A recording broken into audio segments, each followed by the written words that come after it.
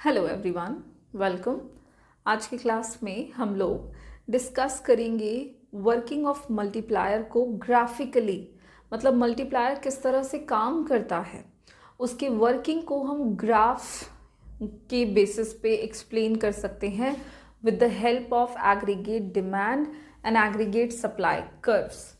हम लोगों ने लास्ट क्लास में वर्किंग ऑफ मल्टीप्लायर को टैबुलर फॉर्म में डिस्कस किया है और देखा कि मल्टीप्लायर इकोनॉमी में कैसे काम करता है। ठीक उसी तरह से उसकी वर्किंग को हम ग्राफिकली भी एक्सप्लेन कर सकते हैं। अकॉर्डिंग टू द क्वेश्चन आपको आंसर करना है। अगर आपसे पूछा जाता है कि वर्किंग ऑफ मल्टीप्लायर को ग्राफिकली दिखाएं, तो आप वो दिखा सकते हो with the help of AD and AS curve, या फिर आपसे टैबुलर फॉर्म में वर्किंग पूछी जा रही है तो आपको बस कुछ नहीं करना, एक टेबल बना करके वर्किंग को दिखा देनी है। तो चलिए आज हम सीख लेते हैं कि कैसे हम ग्राफिकल प्रेजेंटेशन कर सकते हैं मल्टीप्लायर को। ग्राफिकल या फिर डायग्रामेटिकल आप इसको कह सकते हो।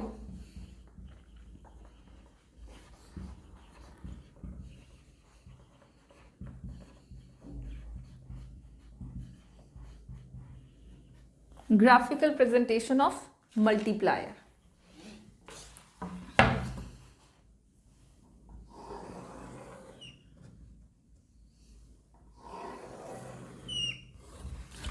अब मल्टीप्लायर को ग्राफिकली प्रेजेंट करते हुए सबसे पहले एक्स और वाई एक्सिस बना लेते हैं। पहले ग्राफ बना लेते हैं, उसके बाद ग्राफ को हम लोग एक्सप्लेन कर लेंगे। जैसा कि मैंने कहा कि मल्टीप्लायर को हम एग्रीगेट डिमांड और एग्रीगेट सप्लाई कर्व्स की मदद से एक्सप्लेन कर सकते हैं। ठीक उसी तरह से हम एक्स एक्सिस पर क्या ले लेंगे, तो इनकम ले लेंगे, और वाई एक्सिस पे हम यहाँ पे शो करेंगे aggregate demand and aggregate supply.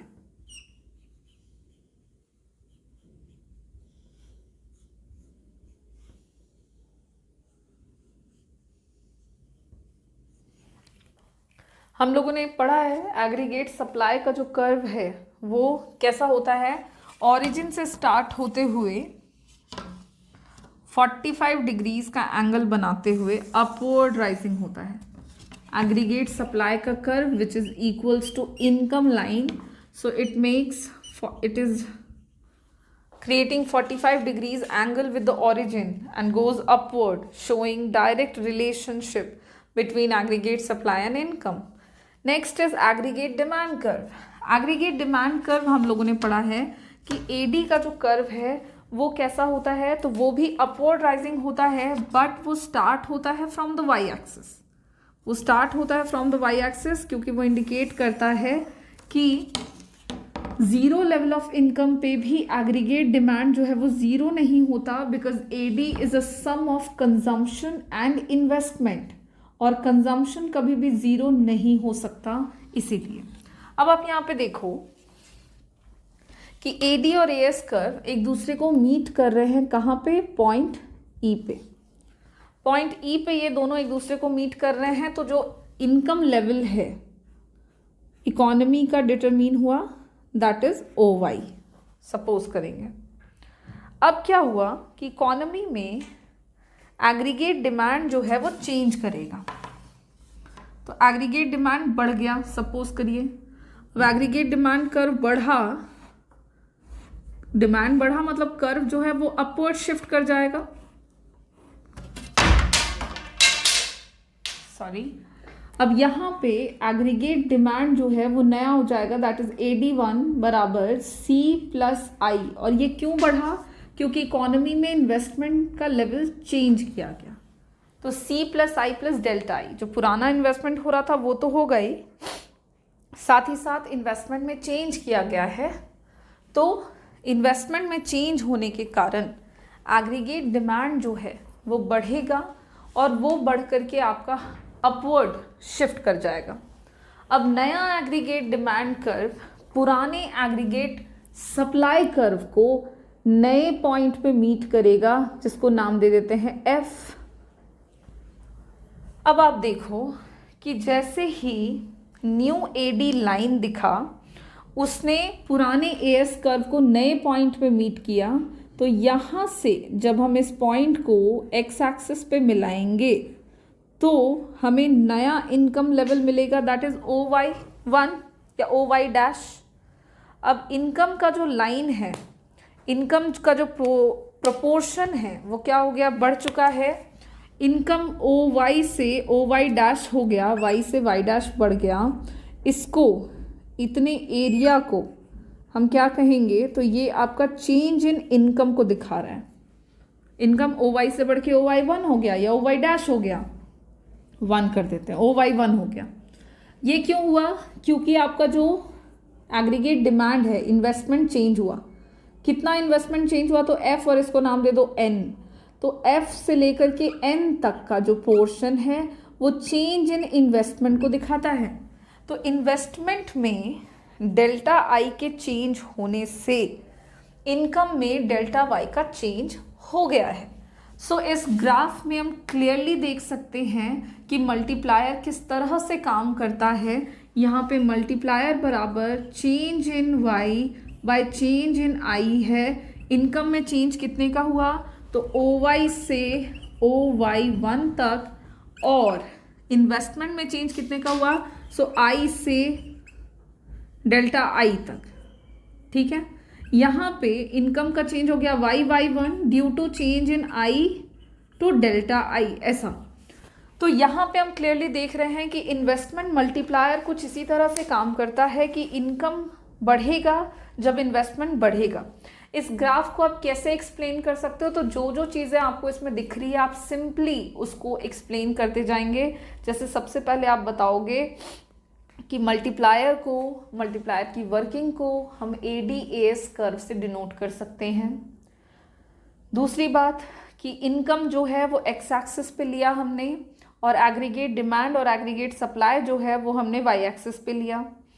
अब इनिशियल इक्विलिब्रियम जो है वो पॉइंट E पर है, जहाँ पे AD कर्व AS लाइन को कट कर रहा है, इंटरसेक्ट कर रहा है। और इक्विलिब्रियम लेवल ऑफ इनकम जो है वो क्या हो जाएगा, OY हो जाएगा।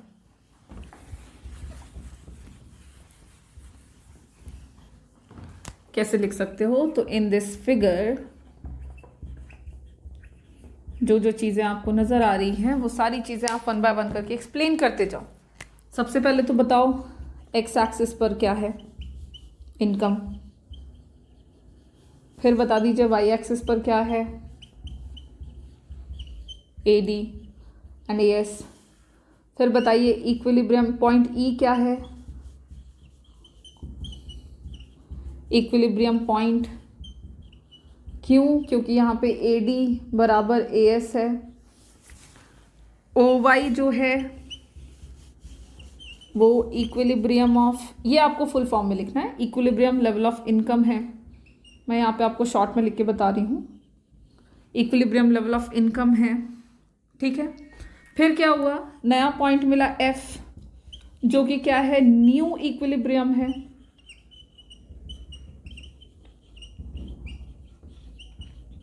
क्यों, क्योंकि यहाँ पे AD1 इंटरसेक्ट कर रहा है AS को, एग्रीगेट सप्लाई कर्व को, और OY1 जो है वो न्यू इक्विलिब्रियम